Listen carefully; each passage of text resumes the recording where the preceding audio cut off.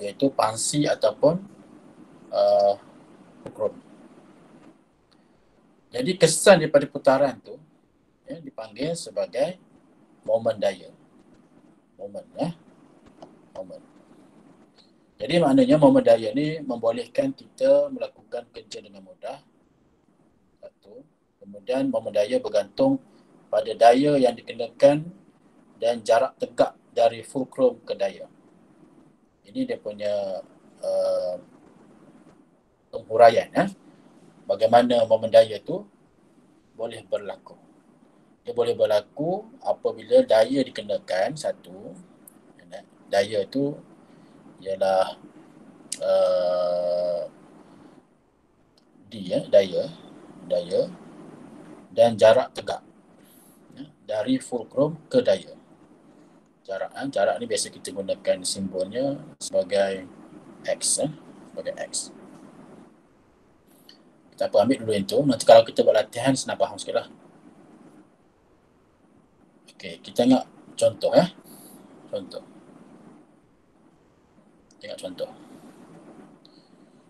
Tengok contoh yang pertama. Contoh momen daya adalah apabila spana. Ini spana ada dalam ini spana. Spana digunakan untuk mengetatkan nut dan semasa membuka pintu seperti rajah 8.21. Okey, kita tengok macam mana dikatakan momen daya tu Contoh momen daya. Tengok yang pertama. Tengok gambar pertama. Ini dia. Ini spana. Ini nut. Ini tangan kita lah. Okey, tangan kita ni menghasilkan daya lah. Daya. Kita nak ketatkan, katakan contoh, kita nak ketatkan nut ni.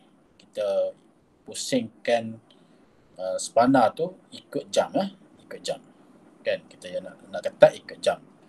Kalau kita nak longgar, kita lawan jam. Kita nak longgarkan nut. Sekarang ni kita nak ketatkan. So nak ketatkan, daya tu akan tolak ke sini lah. Kita akan gerakkan daya ke bawah. Jadi untuk mendapatkan momen daya, syarat yang pertama ada daya. Daya tu kita kena tahu satu.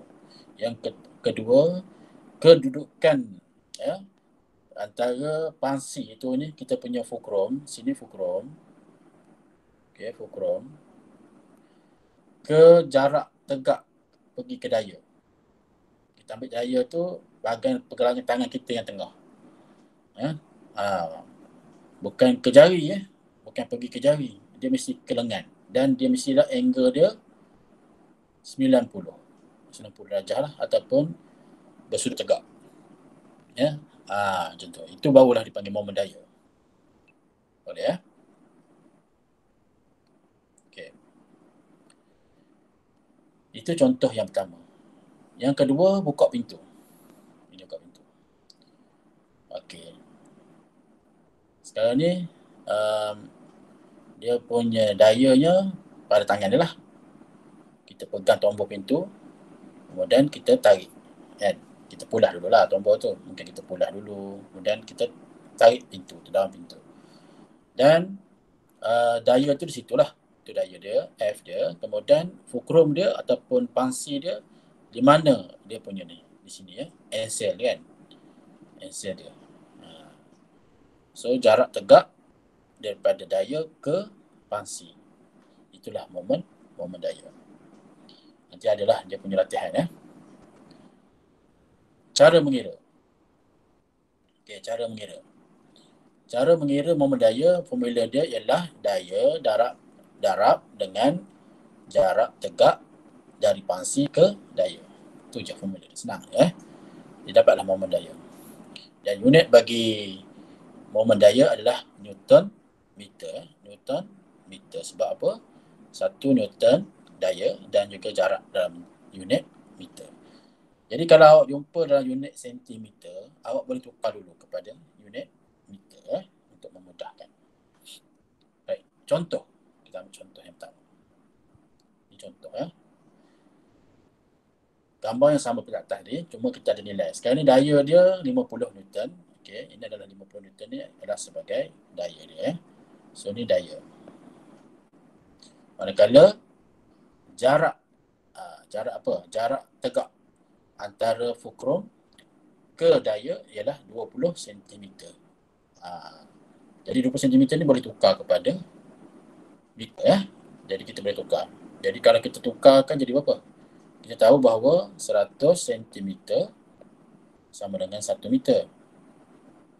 1 meter. Jadi kalau 20 cm maksudnya 0.2 meter ya.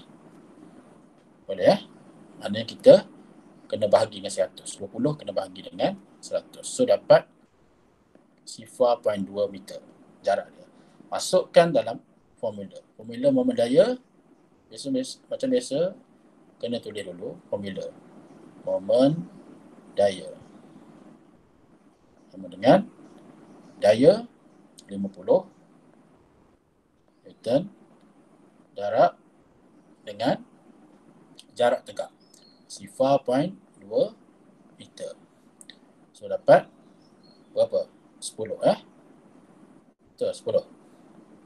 10 Newton. Apa jadi gitu?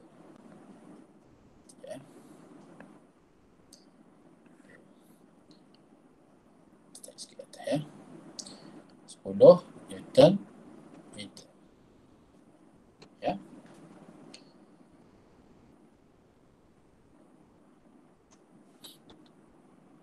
Jadi dapatlah moment daya dia. 10 Newton meter. Okey. Di sini ya, sama.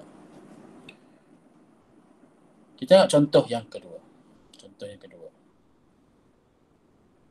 Jika daya yang digunakan untuk mengumpil penutup tin adalah 10 Newton. So dia dah bagi dah ni adalah daya D. Menggunakan sudu yang panjangnya 15 cm. So 15 cm ni tukar kepada unit meter ya. Jadi 0.15 ya, 0.15 meter. Hitungkan daya terhasil, masukkan nilai dan dapat dia punya jawapan 1.5 Newton meter. Okey. Senang Senang je. Kenapa kata susah sains kan? Kemudian kita tengok aplikasi. Soalan ni tinggi sikit ya. Moment daya akan bertambah. Ada sebab ya. Sekiranya satu, magnitude daya bertambah. Magnitude daya. Ya, magnitude daya bertambah. Satu. Iaitu menggunakan daya yang lebih besar. Kita tambah daya. Atau yang kedua, jarak tegak dari pasir ke daya bertambah. Sebab dia punya formula untuk moment daya ni ialah daya darab dengan jarak tegak. Kan? Jadi kalau dua-dua tu bertambah, maka moment daya pun bertambah. Sebagai contoh, kita ada dua spana. Ya, dua spana. Spana A dan spana B. Cuma beza dia ialah spana A ni, spana A dan B ni sama panjang. Okey, sama panjang. Itu jarak dia sama je, panjang dia. Nak buka ataupun nak ketatkan Cuma beza sekarang ni ialah kedudukan daya tu. Ya. Daya. Daya yang dikenakan kepada spana tu. Ya. Daya yang dikenakan pada spana. Yang A ni dia pegang kat sini ya. Maknanya tangan tu dipegang kat sini. Kita tekan gini lah macam ni tangan ya. Macam ni pegang. Macam ni. Tangan. Tangan dia. Katakan tangan dia pegang itu tak apa jadi. Silap. Tak lawa. Okey semula. Macam ni ya. Ni betul.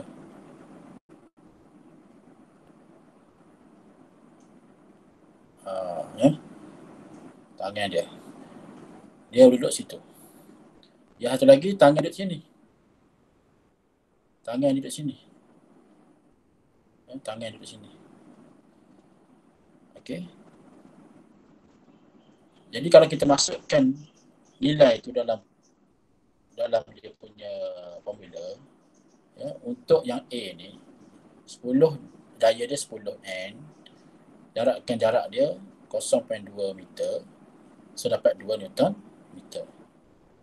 Manakala yang rajas pula ni, yang B, dia punya momen daya adalah 10 Newton darab dengan 0.1 meter. Sebab jarak antara fulcrum dengan jarak tegak lah antara fulcrum dengan daya adalah 0.1 meter. So dapat 1 Newton meter. Jadi kesimpulan di sini, momen daya bagi yang A ni lebih besar berbanding dengan momen daya bagi yang B. Ya? Sepatutnya betulnya mana? Patutnya kita pegang spana tu di ujung ke di tengah? Sepatutnya kita pegang di hujung kan. Jadi kesimpulan dia, ya, momen daya yang lebih besar dihasilkan apabila daya dikenakan pada jarak yang lebih jauh dari titik putaran. Ya, titik putaran. Selesai itu. Kemudian yang ni. Ini satu lagi formula.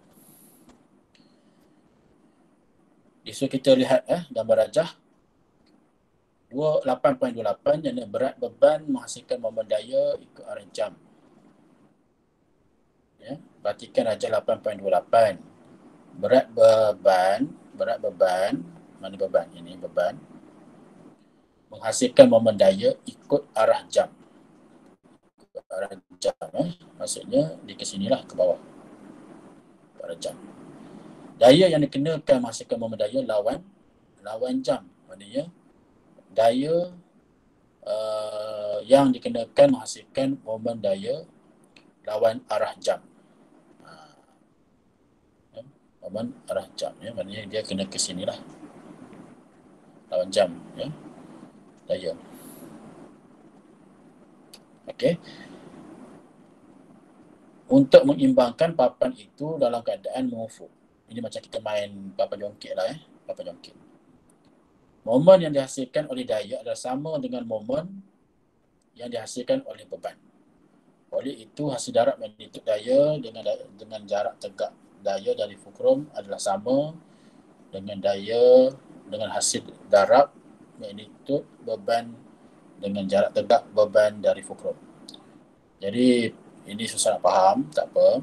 Ingat yang ni je. Ingat yang ni. Formula ni. Formula ni ingat, ya. Formula tu ingat. Iaitu beban darab dengan jarak beban dari fulcrum sama dengan daya darab dengan jarak daya dari fulcrum. Macam tu. Ya. Kita tengok contoh. Contoh, ya. Contoh. Rajah 8.29 menunjukkan dua budak duduk di atas sebuah jongkang jongkit. Apakah jarak jayin? Jayin, bukan jasi, dari fulcrum supaya jongkang jongkit itu diseimbangkan. Okey, jayin punya daya ialah 200 Newton. Manakala Wei Hong ialah 300 Newton. Ya. Sekarang ni soalan dia jarak jayin dari fulcrum. Maknanya jarak di fulcrum ni okey, ke jayin ni. Ke jayin. Berapa jarak dia? Ya, berapa jarak dia? Di mana telah diberitahu bahawa jarak antara fulcrum ke Wei Hong ialah 2 meter. So kita masukkanlah nilai itu dalam formula. Masuk je. Formula di atas ni. Jadi kita tahu beban sekarang ni ialah jayin tu ialah 200. 200 Newton. Kemudian jarak dia kita nak cari D. D lah jarak dia. Katakan D ataupun X ke, tak salah, simbol lah. Jadi kita tahu D tu ialah jarak. D tu mungkin dalam bahasa Inggeris distance. Distance. Jarak lah tu. Kemudian beban. Okey, beban dah ada. Daya yang dikenakan iaitu 300 Newton darabkan dengan 2 meter. Okey. So masukkan tu, gantikan nilai dia. So akhirnya kita dapat D sama dengan 3 meter. Ya, 3 meter.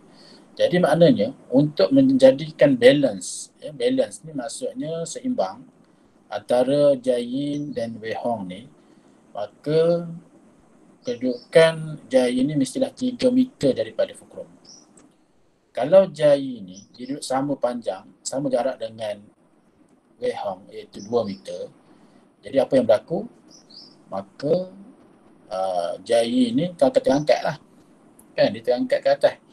Sebab kita tahu berat Wei Hong ni ialah 300 Newton. Dan 300 Newton. Dah tentulah nanti Jiayin yang akan terangkat ke atas, Wei Hong akan ke bawah.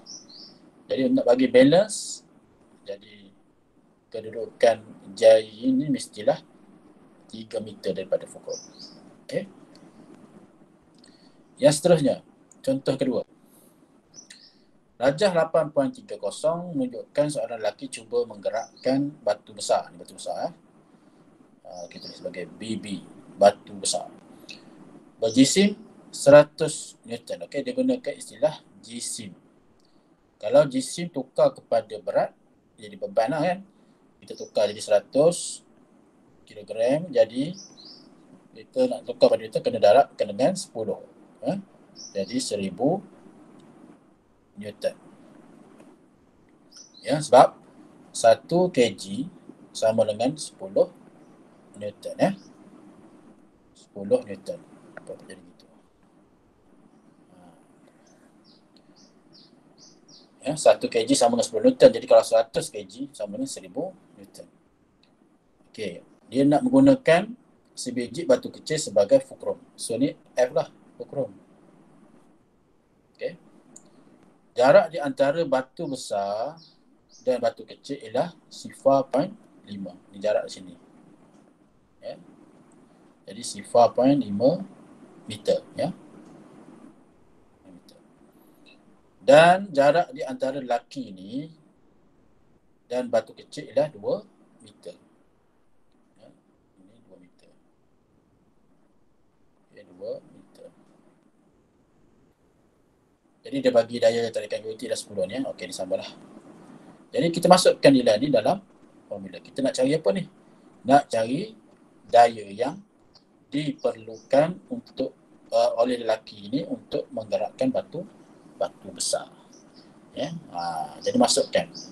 Kita ada beban. Beban kita ialah 1000 Newton ya. Darabkan jarak dia, kita ada 0.5 meter. So sama dengan yang ni kita nak cari ni, iaitu daya. Daya, katakan saya gunakan D besar ya. D besar. Ya. Darabkan dengan jarak dah ada 2 meter. So kita nak cari D. Jadi D sama dengan 1000 darab dengan 0.5 bahagi dengan 2 lah. Ya, 1000 darabkan dengan 0.5 per dengan 2. So dapat jawapan dia berapa? 250 250 Newton. Itulah daya yang diperlukan. Ya, daya yang diperlukan untuk mengangkat batu besar. Okey. Boleh tak? Boleh faham ke? Boleh faham tak?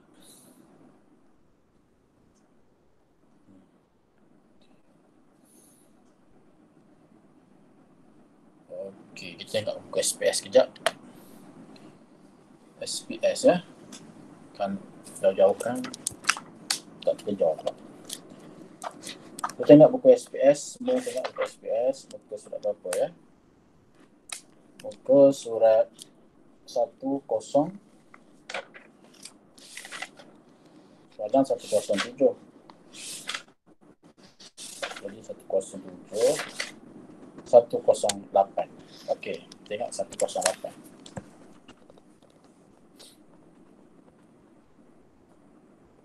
108 dan kita buat 109 ya. 109.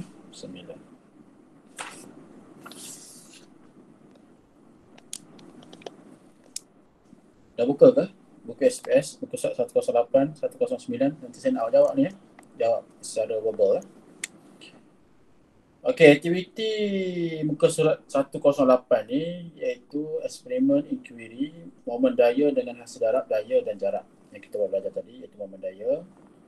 Yang A itu aktiviti A melonggarkan net dengan spana. Aktiviti B membuka pintu. Ya. Okey, yang A itu dia melonggarkan net dengan spana tu, yang situasi P dia punya jarak tegak dia ialah 0.2 meter, manakala situasi Q jarak tegak ialah 0.3 meter. Ya. Manakala bagi aktiviti B membuka pintu, situasi R dia punya jarak tegak ialah 0.8 meter, manakala bagi situasi S jarak tegak dia adalah 0.2 meter. Okey. Pemerhatian aktiviti A. Daya yang dikenakan dalam situasi P berbanding dengan situasi Q.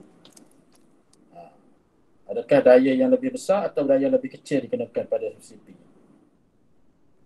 Siapa jawab? Daya yang lebih besar ya, Samia. Okey, bagus. Daya yang lebih besar dikenakan dalam situasi P berbanding dengan situasi Q. Sebab apa? Boleh tak bagi reason? Kenapa? Kenapa daya yang lebih besar dikenakan dalam situasi P? Sebab apa? Boleh beritahu? Siapa boleh beritahu? Ya? Kenapa? Ya? Kenapa daya yang lebih besar dikenakan dalam situasi P berbanding dengan situasi Q itu? Ada tak jawab? Kenapa? Dalam soalan ni tanya tak?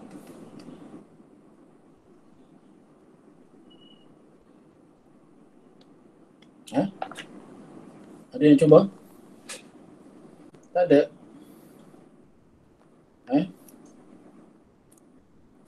Ada tak yang cuba?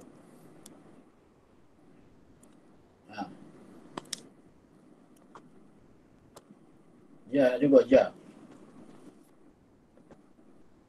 Tak tahu, cikgu.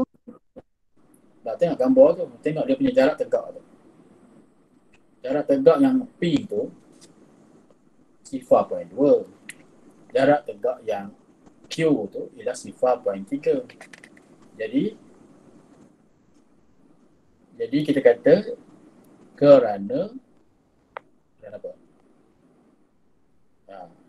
Kerana jarak tegak bagi situasi P itu daripada fulcrum ke daya adalah lebih pendek. Lebih pendek berbanding dengan jarak tegak antara fulcrum dengan daya bagi situasi Q. Itulah sebab dia. Ya. Macam kita pegang. Kalau kita pegang spana di hujung, maknanya kerja untuk mengetatkan ataupun melonggarkan net tu jadi lebih mudah. Ya, lebih mudah. Jadi semakin panjang jarak tegak, antara fulcrum ke daya, maka semakin kecil daya yang diperlukan untuk melakukan kerja. Ya, macam kita menyapu lah, kita pegang menyapu. Kita pegang menyapu ni, kita pegang tengah ke kita pegang di atas di hujung? Kita akan pegang di hujung dan juga di tengah. Barulah ia akan memudahkan. Tapi kalau kita pegang kat bangkai tu, dekat dengan bulu dia tu, menyapu. Jadi boleh sapu tu boleh, tapi dayanya lebih besar. Ya, begitu juga dengan B. B ni, apa beza dia? Jadi B ni daya yang dikenakan dalam situasi R. lebih kecil ke lebih besar berbanding dengan situasi S?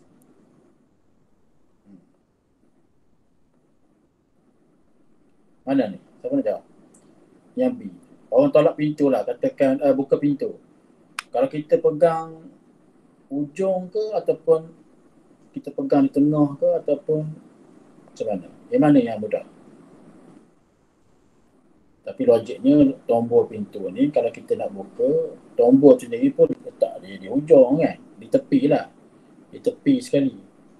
Kalau orang letak tombol pintu di tengah tu pelik lah pula kan. Katakan dia letak lah, katakan awak nak buka, nak buat tombol pintu duduk tengah, boleh. Tapi daya yang besar lah diperlukan untuk membuka pintu. Ya, buka pintu. Pintu pula jadi pintu tolak dan tarik, ya.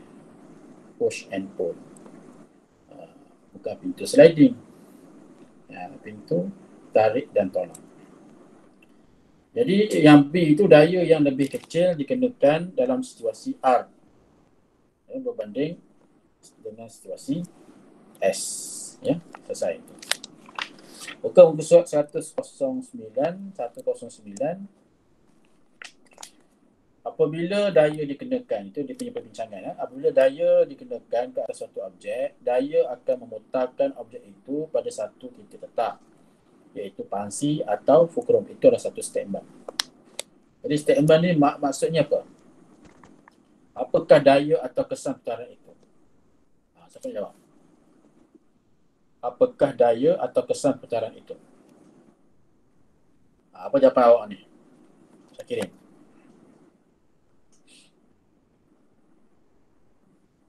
Mana Syakirin?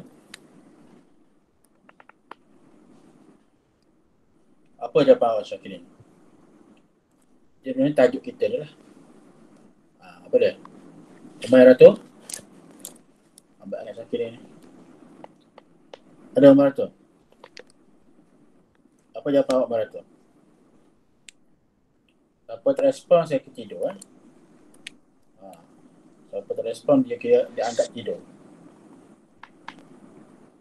Kan? Kalau tak tahu, kalau tak tahu tak apa. Ini diam je. Macam mana dengan Daniel Hakim? Yang Barato. Awak lambat sangat hal. Jawab. Apa dia Barato? Yang B tu ke? Yang perbincangan tu satu tu, nombor satu.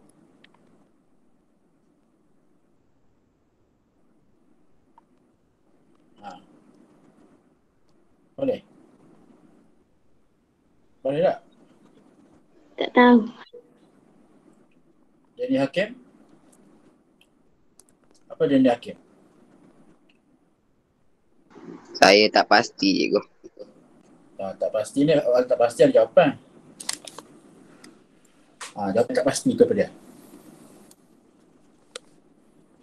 Tak tahu, cikgu. Tak tahu. Lain pula. Tak pasti dengan tak tahu lain. Samiha? Kita sekarang ni sedang bincangkan tajuk ni.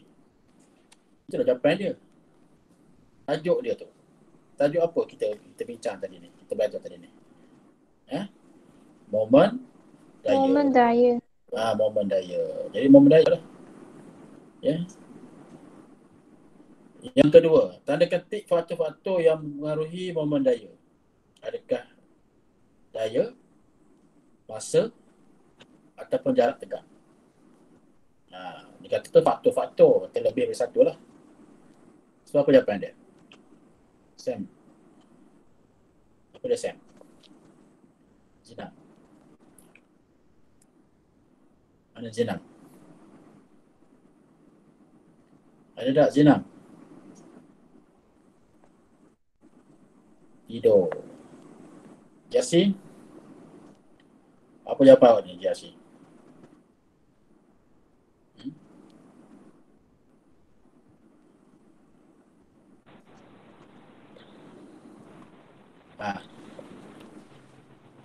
Apa dia?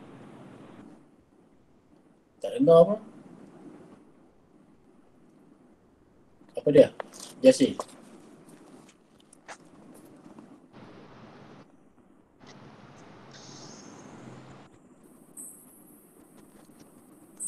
Pasal apa tak dengar suara awak? Ha? Fahri Arsyad, apa jawapan awak ni?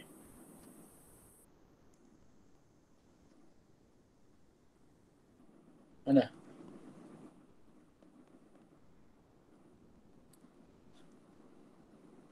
Apa jawapan awak, Fahri Arsyad? Faktor-faktor yang mempengaruhi momen daya. Tidur. Sarifah Rabatul Adawiyah. Daya dan jarak tegak ya. Okey. Daya dan jarak tegak. Bagus. Okey, 3. Apakah hubungan antara momen daya dengan A? Daya yang bertindak. Apabila daya yang bertindak bertambah, momen daya itu apa? Bertambah ke berkurang tu hitam?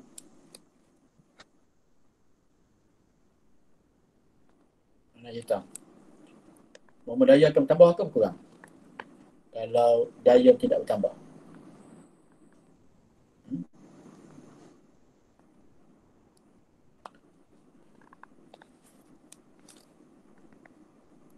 Bertambah ya. Okey, bertambah. B. Jarak tegak dari fulcrum ataupun pangsi ke daya. Apabila jarak tegak dari fulcrum pangsi ke daya bertambah, momen daya ni apa dia? Apa berlaku tu dia ni? Dia ni. Berkurang itu. Berkurang. Betul ke? Berkurang.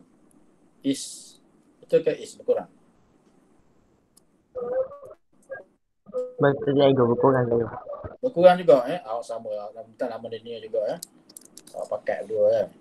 Bagaimana dengan Syakirin? Adakah berkurang juga apabila jarak tegak bertambah? Adakah momen daya berkurang? Syakirin?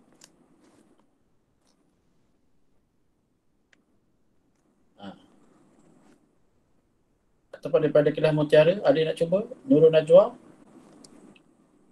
Bertambah ke berkurang Najwa? Tambah. Bertambah. Awak yang pandai Najwa. Awak masuk kelas belian depan. Ya. Okey, bertambah ya. Bertambah. Nombor 4. Nombor 4 tu. Boleh cuba sekarang ni. Semua orang buat sekarang ni. Ya, A, B, C, D. A, B, C, D. Buat sekarang ni. Semua orang buat. Lepas ni saya nak tanya seorang-seorang. Ya. Ada yang nak cuba?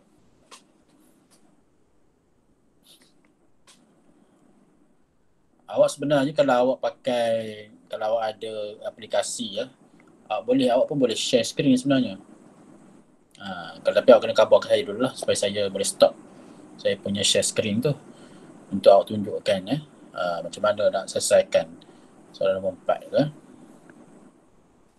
Ada yang nombor 4 tu, macam mana nombor 4? 4A. Formula dia bagi di atas tu, just darab je. Ya. Darab je. Masukkan nilai. Momen daya untuk yang A tu, daya dia 15 kan? Dia lalu kan? Jadi dia dah sama dengan sikit. Momen daya 15. Daya dia 15 Newton. Jarak dia 0.2 meter. Kan? So darab je lah. Berapa? 15 darab 0.2. So dapat 3. Ya? 3 apa? Newton meter ya. Selesai. Yang B? Macam mana?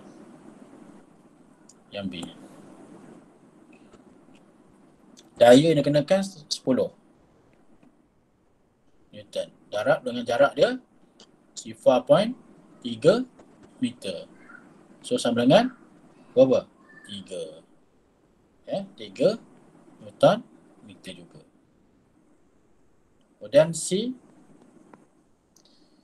Ni tolak pintu. Daya 10 dia bagi.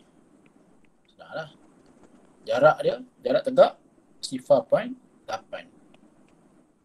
So dapat 8 Newton meter. Ya. D. D berapa? Siapa cepat? D. Okey, D berapa? Berapa kadi? Siapa boleh beritahu cepat? 8 meter. 8 Newton meter. Masukkan nilai dia 40 Newton sama dengan darab dengan 0.2 meter. So, dapat 8 Newton meter. Kalau kita perhatikan kita perhatikan di sini Kita perhati sini. Yang ni 3 Newton meter, yang ni juga 3 Newton meter. Untuk yang aktiviti mungkin mengetatkan nut melonggarkan sebab dia yang A tu dia melonggarkan sebab dia lawan jam Yang B tu dia mengetatkan. Tapi kalau kita tengok daya dia sama. Dia punya momen daya dia sama. Tetapi daya yang dikenakan berbeza sebab apa? Yang A tu dia punya jarak dia pendek. Jarak tegak dia 0.2. Yang ni 0.3. So daya yang diperlukan tak besar, hanya 10 Newton. Tapi dia punya tu sama saja. Dia punya momen daya. Begitu juga dengan C dan D. Untuk aktiviti mungkin membuka pintu ke ataupun menolak.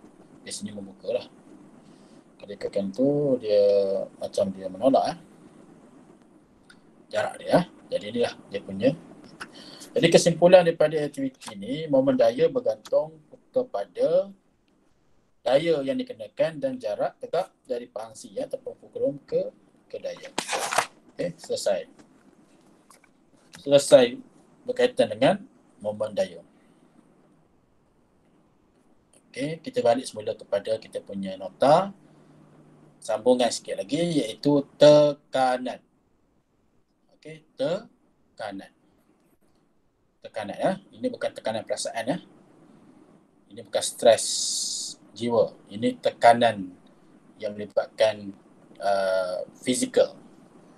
Tekanan fizikal Jadi anda telah mempelajari bahawa daya ialah tarikan atau tolakan yang dikenakan ke atas suatu objek. Tetapi kadang-kadang suatu kuantiti daya yang besar tidak dapat menolak atau menarik sesuatu objek yang kecil. Objek kecil tapi daya yang besar pun tak mampu untuk menarik ataupun menolak. Jadi mengapa? Sebagai contohlah aktiviti tengok gambar ni. A. Cuba kita tekan sebatang paku tekan ke dalam sekeping papan. Mungkin kita boleh tekan. Dengan faktor sekiranya papan tu mungkin papan yang lembut. Papan sekeping papan. Mungkin papan tu lembut. Jadi kita boleh tekan dengan ibu jari kita. Kita tekan tu kita menggunakan tenaga lah ataupun daya yang tertentu. Yang B, kita tekan sekeping duit siling ke dalam sekeping papan juga. Yang A tadi kita guna paku, yang B tu kita guna duit siling. Adakah duit siling tu boleh masuk dalam papan tu?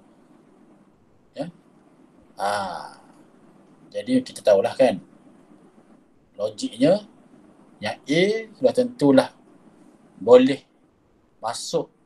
Dia punya, bila kita tekan paku tekan tu, dia boleh masuk ke dalam papan. Manakala yang B, duit siling tu macam mustahil boleh masuk ke dalam papan tu. Ataupun nak beri bekas pun, meninggalkan bekas, meninggalkan kesan pun tak, silap tak boleh meninggalkan kesan. Jadi apa maksud di situ? Jadi daripada aktiviti ni, iaitu menekan paku tekan dan juga duit siling, kita dapat membuat satu perkaitan dengan satu konsep, iaitu konsep tekanan.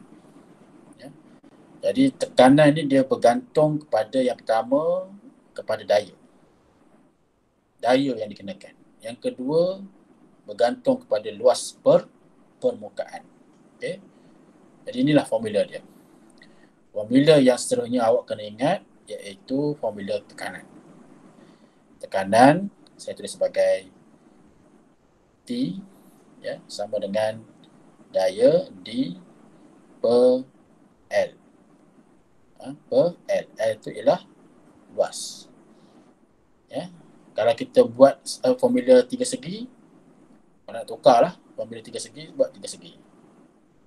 Kita letakkan daya di atas, kemudian tekanan di sini, kemudian luas di situ.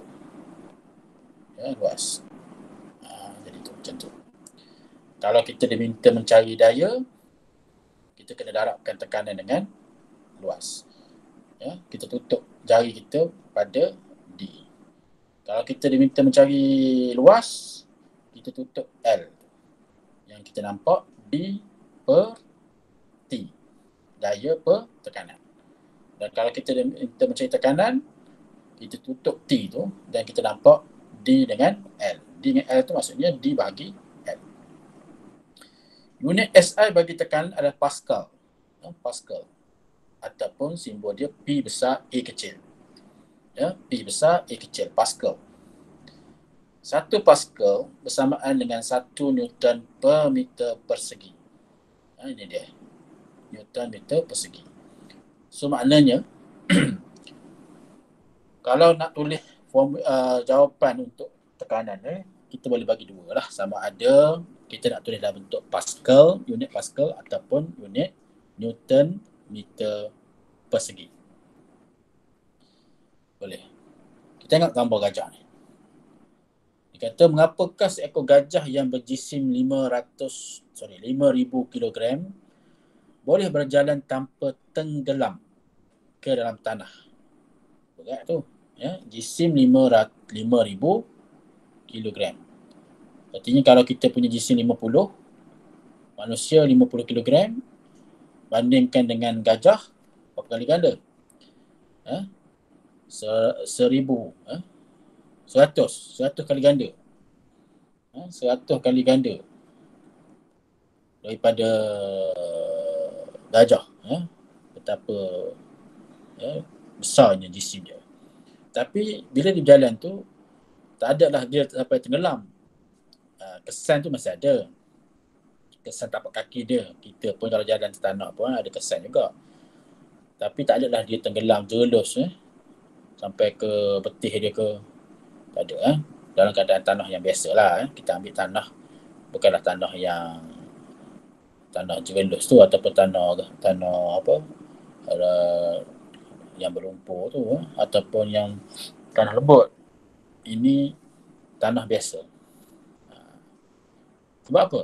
Sebab luas permukaan tapak kaki gajah sangat besar. Maka bila luas dia besar, tekanan yang dikenakan ke atas tanah adalah kurang. Dia macam duit shilling tadi lah. Duit shilling Duit shilling dengan paku. Paku ni tajam, kan? Jadi luas permukaan paku dengan shilling sudah tentulah berbeza, kan? Duit shilling luas permukaan dia besar, manakala luas permukaan paku adalah kecil. Jadi apa perkaitan dia di antara tekanan dengan luas permukaan? Boleh tak buat kesimpulan? Siapa boleh buat inference? Perkaitan antara tekanan dengan luas permukaan. Semakin apa? Semakin apa? Siapa boleh jawab? Jazwan. Apa jawapan awak, Jazwan? Hubungan antara tekanan dengan luas permukaan.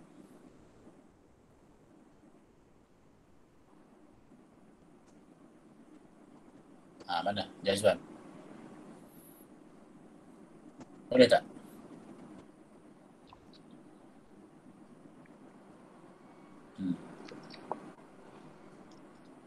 Tekanan dengan apa? Dengan luas permukaan.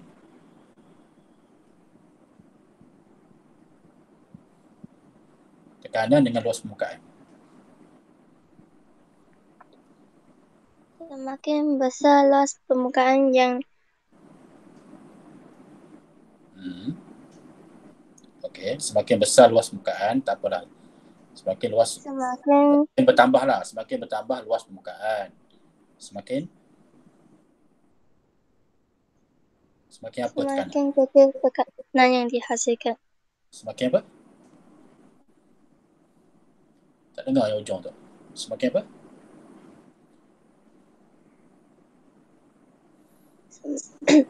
Semakin besar semakin besar luas permukaan, semakin kecil tekanan yang dihasilkan.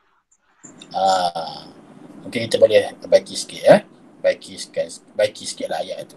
Semakin bertambah luas permukaan, semakin kecil tekanan yang dikenakan. Ya. Macam tu ya. Maknanya tapak kaki gajah ni dia besar. Maka tekanan yang kenakan rendah. Tadi kalau duit siling dengan paku tadi, duit siling luas permukaan dia lebih besar. Ya. Manakala luas permukaan paku tadi kecil. Tapi tekanan bagi duit siling rendah. Bagi paku tekan tinggi. That's why lah paku tekan dia boleh masuk ke dalam papan. Aplikasi lain macam contoh kita pakai beg. Okey, beg. Backpack beg sekolah tu lah. Backpack katakan. Tali beg tu. Lebar tali beg tu. Kalau kita pakai tali beg yang kecil dengan tali beg yang besar, yang lebar lah. Kemudian beban yang kita bawa tu katakan sama. Katakan individu A, ya. Katakan saya lukis sikit lah ya. Okey lah sikit, boleh nampak. Ya, 2 beg. Satu tali, ni beg sekolah ya. Katakan ni tali. Jarak dia ni ataupun lebar dia ni katakanlah let's say 5 cm ya. Ni tali beg sekolah lah ni. Ya, tali beg sekolah. Okay, tali beg sekolah. Beban ni sama. Katakan ni tali beg sekolah ya.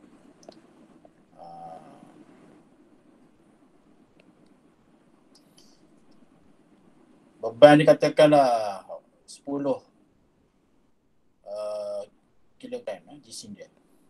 Satu lagi beg, mungkin beg yang lebih kurang, tapi tali dia tu mungkin kita kira halus ya katakan kan. Katakan ni tali dia. Tali beg dia. Tali beg dia katakanlah sebagai contoh 2 cm. Kan? Beban dia 10 kg juga. Agaknya antara beg, katakan ni beg A dengan beg B ni, orang yang bawa ni, yang mana yang lebih rasa selesa? A ke beg B? Beg A ke beg B? Siapa nak cuba? Beg apa? Beg A ke beg B yang lebih selesa? Masa tak rasa tertekan sangat lah. Beg A. Beg A lebih selesa dan tak kurang tertekan. Bukan tak ada rasa lah. Kurang tertekan berbanding dengan beg B. Dia sakit. Beg B ni kita bawa, dia jadi yang kata berkesan pada kita punya bahu. Sebab beban kita sama. Jadi itulah konsep tekanan ni. Ya, yang sedang belajar ni, tekanan ni iaitu berkaitan dengan daya dan juga luas permukaan ya, luas permukaan. Jadi ni ada aktiviti, nanti kita tengok aplikasi tekanan dalam kehidupan. Ya, contoh ni orang yang nak muncul ais ya. Mengapa kepingan logam pada kasut peluncur nipis? Kenapa dia punya kepingan logam ni? Ya, kepingan logam dia ni nipis je. Kenapa tak boleh tebal? Yang kedua, mengapa mata kapak nipis? Mata dia tajam lah. Kenapa? Yang ketiga, mengapa traktor mempunyai tayar yang lebar dan besar dan lebar? besar lebar tu, pakai tayar halus, ya tak boleh. Kenapa tak boleh tayar kecil macam tayar motor tu? Tak boleh kan? Ataupun tayar basikal. Yang keempat, apakah tujuan paku pada tapak kasut? Paku, dia panggil paku ni.